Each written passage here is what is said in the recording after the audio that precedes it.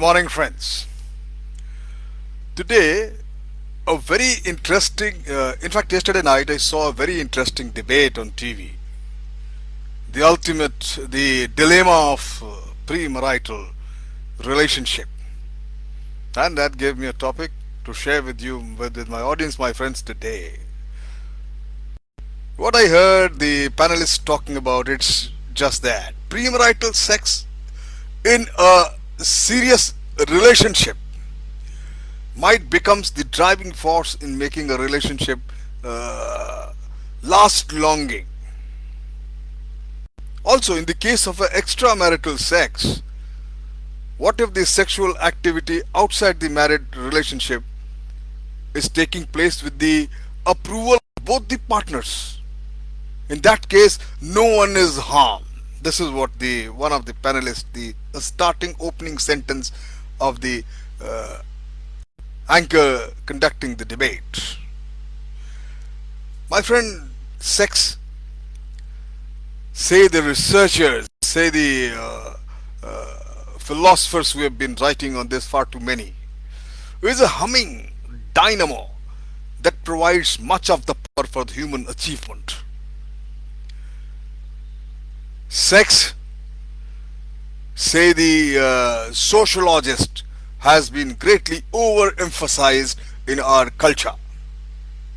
Sex, says the moralist, is something that should be rigidly controlled, and isn't. Sex, everyone will agree, is there to stay, irrespective of the human psychologists and philosophies and feelings. And especially the women. The debate was by women on the women sexuality, premarital sexuality. Many women today are part of the liberal generation. We are into it. Every possible inhibitions, restrictions have been removed by law, by the society is also accepting it.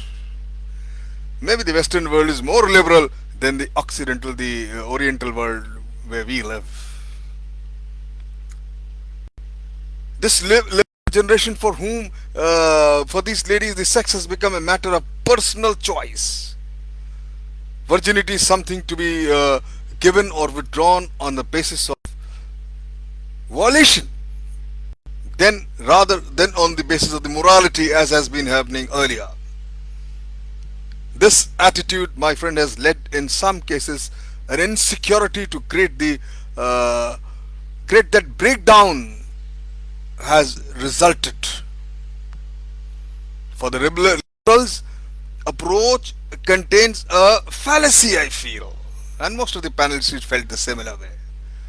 The supposition that male and female sexual behavior can be evaluated as if they were identical. They are not at all identical, my friend. Man's role sexually is a single act, deposition of a sperm where it can fertilize an ovum, and that's it, period.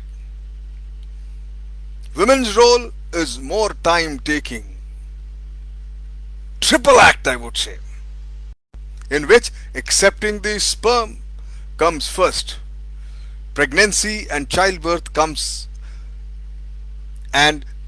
second, and lactation, nursing comes third. By man's completing his sexual activity, a woman is merely initiating its activity for these 3 steps journey. It seems to be assumed in a society that the woman's own cycle can be repressed and inhibited at will, so that she may concentrate exclusively on the part of that involves impregnation. This is masculinization of her role, I suppose. Carried to its conclusion, it would mean the discontinuation of the human race itself. Yet on this false basis, much of our present day sexual lore is found. In other places, other moral structures have evolved. A few primitive societies, when I read and know that they permit indiscriminate intercourse, generally limiting it to a premarital, almost juvenile testing period, they say, for the better selection of the mate. When uninhibited sexual intercourse is permitted beyond immaturity, it is invariably in a society which welcomes and cares for all the resulting children without feeling of legitimacy or illegitimacy. Maybe it's a modern day dream. Thus, in those cultures, the role of the female is given the full recognition. But in our society, present-day moral world, the premarital experiences forces a woman to limit her sexuality to what is for her only the introductory phase. No point that does the man suggest that she fulfills her sexual role. My friend, despite the fact that non-virginity is the fairly common status of many unmarried young women nowadays, it is still unsanctioned morality, religiously or socially. Today's young woman may find less disapproval than existed a generation ago, but she is still forced to carry on any premarital affair in secrecy under the ever-present threats of loss of reputation. Should she be discovered,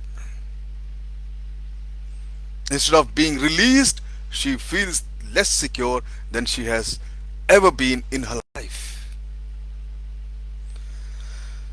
Perhaps the most terrible of the moral and spiritual penalties will be the preservation of her sexuality by its frustration.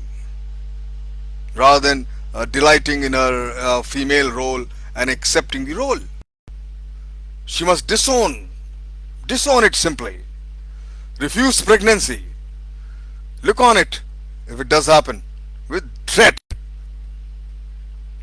Such was the views of the strong panelist. Such inhibition makes deeper inroads on the personality than is usually recognized.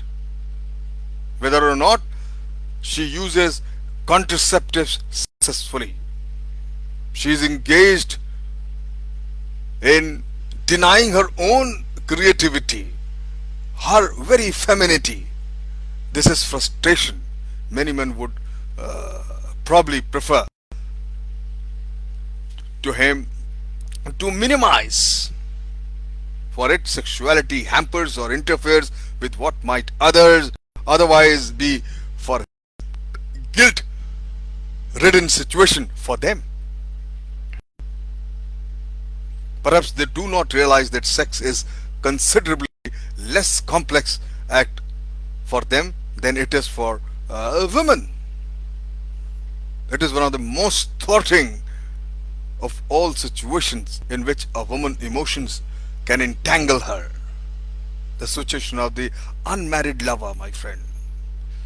She is deprived when she most wants to be liberated. Frustrated non-virgin gets far less attention, my friend, than the far less frustrated virgins. Give it a thought. Constituted as we are, the expression of sex via intercourse can do great harm to the unmarried women. To accept and deal successfully with unavoidable frustration is a work of both balance and maturity. But to invite avoidable frustration is foolish and certainly immature. Fortunately, my friend, continence is not at all harmful, but it is impossibly frustrating. And there are two sound ways, my friend, for a girl to deal with a young man who is insistent, and all girls know it, all women know it. She can either marry him or simply say no. Food for thought. Beautiful panel discussion. I enjoyed it. Thank you very much.